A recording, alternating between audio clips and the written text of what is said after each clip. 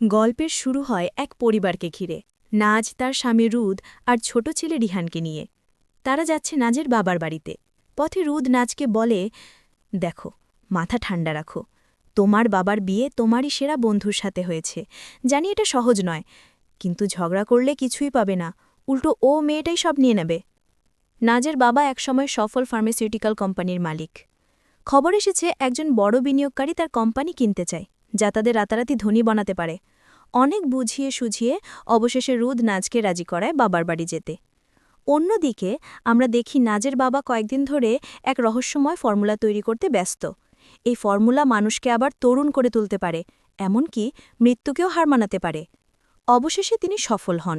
একদিন সাহস করে তিনি নিজেই সেই সিরাম খেয়ে ফেলেন। কয়েক মিনিটের মধ্যেই এক অবিশ্বাস্য পরিবর্তন শুরু হয়।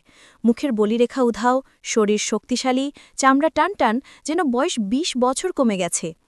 আয়নায় নিজেকে দেখে তিনিও বিশ্বাস করতে পারছিলেন না। কিন্তু তিনি জানতেন এই সিরামের একটা ভয়ানক পার্শ্বপ্রতিক্রিয়া আছে। কোমরের উপরের অংশে লালচে ক্ষত দেখা দিতে শুরু করে। তবু তিনি উচ্ছ্বসিত হয়ে দৌড়ে যান তার স্ত্রী করিনার কাছে। করিনা হতবাক, বৃদ্ধ স্বামী হঠাৎ এমন যুবক চেহারায়। তখন সে জিজ্ঞেস করে, এটা কিভাবে সম্ভব? বৃদ্ধ হাসতে হাসতে বলে, আমি এমন একটা ওষুধ তৈরি করেছি যা সারা দুনিয়াকে বদলে দেবে।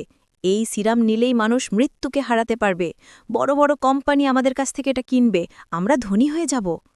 কিন্তু করিনা বুঝতে পারেননি, তার স্বামীর শরীরে তখন মৃত্যু বাসা বাঁধছে। পিঠের ক্ষত আরও গভীর হতে থাকে। এদিকে নাজ, রুদ আর তাদের ছেলে পৌঁছে যায় নাজের বাবার বাড়ি। করিনা বাইরে এসে স্বাগত জানায়, কিন্তু নাজ মুখ ফিরিয়ে নেয়, কারণ এই নারীই একসময় তার সবচেয়ে ঘনিষ্ঠ বন্ধু ছিল, আর এখন সে তার বাবার স্ত্রী। পরিবেশটা মুহূর্তেই টানটান হয়ে ওঠে। রিহান মিষ্টি করে করিনাকে শুভেচ্ছা জানায়, কিন্তু নাজ ছেলেকে টেনে বলে, ওর কাছ থেকে কিছু নিও না, ও আর আমাদের কেউ নয়। তারপর নাজ যায় তার ভাইয়ের ঘরে, যে সারাদিন গেম খেলায় মগ্ন, বাবার বিয়েতেও তার কোনো আগ্রহ নেই। সবাই ড্রয়িং রুমে বসে, ঠিক তখনই ঘরে প্রবেশ করেন নাজের বাবা। সবাই স্তম্ভিত, তিনি তো একদম তরুণ। কেউ বিশ্বাসই করতে পারছিল না রাতারাতি কিভাবে এমন পরিবর্তন হলো। তিনি কিছু না বুঝিয়ে বলেন, আমি আমার কোম্পানি বিক্রি করব না। সবাই অবাক হয়ে যায়, এত বড় অফার ফিরিয়ে দিচ্ছেন কেন? তিনি বলেন, আমাদের কোম্পানি এখন লোকসানে, কিন্তু আমি এমন কিছু বানিয়েছি যা পুরো দুনিয়া বদলে দেবে।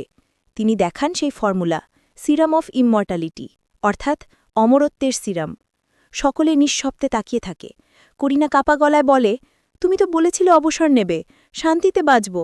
তখন বৃদ্ধ হাসে, আমি এখন তরুণ, কাজ করব, টাকা কামাবো, জীবন উপভোগ করব।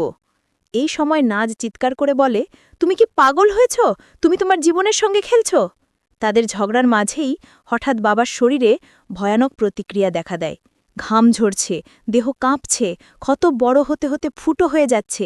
তিনি যন্ত্রণায় চিৎকার করে ওঠেন, রক্ত বমি করতে শুরু করেন, চোখে রং বদলে যায়, আর মুহূর্তের মধ্যেই তিনি মাটিতে লুটিয়ে পড়েন, মৃত।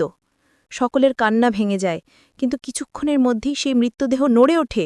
তিনি জীবিত, কিন্তু মানুষ নন, এক ভয়ঙ্কর জম্বি।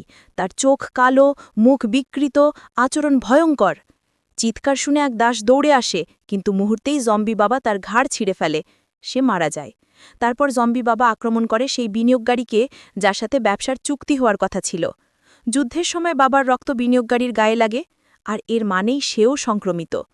বাবার ছেলে, নাজের ভাই, তীর ধনুক দিয়ে তাকে আক্রমণ করে, আর তীর গিয়ে ঢুকে পড়ে বাবার মাথায়। মস্তিষ্কে আঘাত লাগায় জম্বি বাবা মারা যায়। কিন্তু বিপদ এখানেই শেষ নয়, সংক্রমণ ছড়িয়ে পড়তে শুরু করে। মৃত দাস জেগে উঠে, জম্বিতে পরিণত হয়ে অন্য দাসকে কামড়ে মারে। বিনিয়োগকারী পালাতে গিয়ে গাড়ি নিয়ে এক বিয়ের অনুষ্ঠানে ঢুকে পড়ে, সেখানকার অতিথিদের আক্রমণ করে। কয়েক মিনিটের মধ্যে পুরো বিয়ের অনুষ্ঠান রক্তে ভেসে যায়, সবাই জম্বিতে পরিণত হয়। এদিকে করিনা, রুদ আর রিহান পালাতে চেষ্টা করে। একসময় প্রবল বৃষ্টি শুরু হয়, আর দেখা যায় বৃষ্টিতে জম্বিদের শক্তি কমে যায়। তারা সুযোগ নেয় পালিয়ে যাওয়ার। নাজ আর তার ভাই ব্যাঙও পালিয়ে যায়, আশ্রয় নেয় এক পুলিশ স্টেশনে। সেখানে কেউ তাদের কথা বিশ্বাস করে না, যতক্ষণ না এক অফিসার বাইরে গিয়ে দেখে সত্যিই সর্বত্র জম্বির দাপট। পুলিশরা গুলি চালায়, কিন্তু জম্বিদের কিছুই হয় না। অল্প সময়ের মধ্যেই স্টেশনটাও ঘেরাও হয়ে যায়। ভয়াবহ লড়াই শুরু হয়। এদিকে করিনা ফোনে নাজকে জানায়, সবাই মারা গেছে, শুধু আমি আর রিহান বেঁচে আছি। নাজ বলে, ভয় পেও না, আমার ছেলেকে বাঁচিয়ে রাখবে। পুলিশরা উপরে উঠে দেখে পুরো শহর জম্বিতে ভরতে গেছে। তারা বন্দুক, জ্যাকেট, মুখোশ পরে লড়াইয়ের প্রস্তুতি নেয়। গুলি চালিয়ে অনেক জম্বিকে মেরে ফেলে, কিন্তু গুলির শব্দে আরও জম্বি আসে। পরিস্থিতি নিয়ন্ত্রণের বাইরে চলে যায়। ঠিক তখনই শুরু হয় ঝড় আর ভারী বৃষ্টি। জম্বিরা থেমে যায়, সবাই পালিয়ে বাঁচে। রুদ, যাকে আগেই বাঁশে বেঁধে রাখা হয়েছিল, সেও জম্বিতে পরিণত হয়ে পালিয়ে আসে। করিনা তখন রিহানকে নিয়ে পালাতে চেষ্টা করে, বাইকে চড়ে বেরিয়ে যায়। নাজ তাদের দেখে আনন্দে কেঁদে ফেলে, কিন্তু দেখে পিছনে বিশাল দল জম্বি তাড়া করছে।